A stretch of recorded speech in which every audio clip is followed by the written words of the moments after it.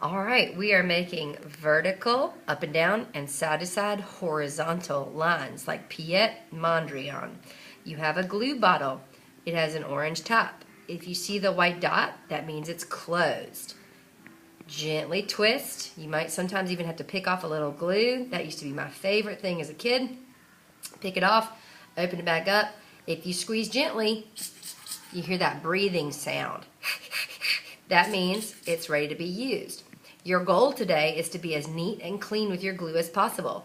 I give it a few shakes without squeezing, and I very gently squeeze the thinnest line that I can on my straight black lines. That'll give you some practice making straight lines, but look how thin that is. Remember, we don't want any glue seeping out the sides because then we won't be able to color it next week. Think ahead that we're going to be coloring these next week, and in our squares and rectangles that are white, we don't want any glue on those. So let's turn this over, and here's what I like to do. Pinch both sides so you've got them, and when you turn it over, you're holding it nice and tight. Oops, it slipped out. If that happens, just grab it back and place it down where you would like. Make sure it's touching both edges. Remember, we're only using horizontal and vertical lines. Let's do another one. I would want to do this one vertical.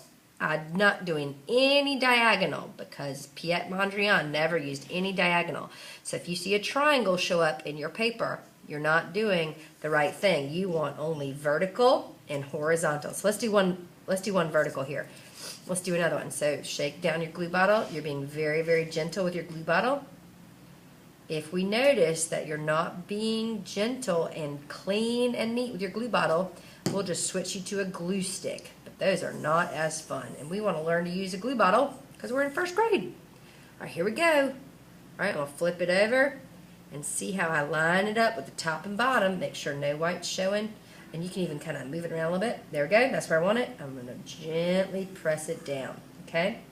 You want to have anywhere from 8 to 10 lines. Okay?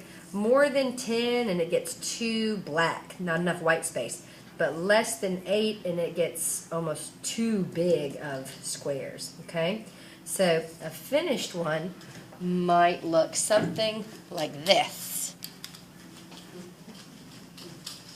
When you're finished, we're going to go to the dry rack. There's Miss Ventura's finished piece. Let's go to the dry rack. Follow me over here. Here's the dry rack. And we put 2 pieces per shelf. We don't want the pieces to touch. So I'm going to put mine right there. I don't want them to touch because they could glue to each other. And then we very gently put this down, making sure that these black stoppers are all on top of each other to leave room for air to flow and to dry. When you're done with that, make sure your glue bottle goes back in the box and you may sit on your square on the carpet.